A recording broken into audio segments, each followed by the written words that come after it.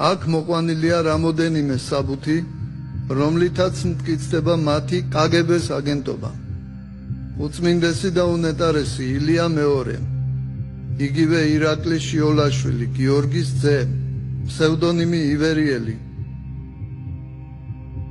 მიტროპოლიტი გიორგი შალამბერიძე გური პორფირის ძე, აგენტი მუშკუდიანი, გადაბირებულია 1979 წელს.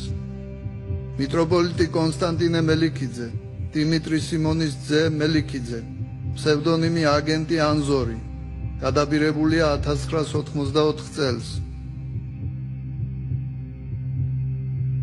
დეკანოზი გიორგი ხარაზიშვილი, გიორგი ვალიკოს ძე ხარაზიშვილი, ფსევდონიმი აგენტი დანიელი, გადაბირებულია 1983 წელს ტატიშვილის მიერ.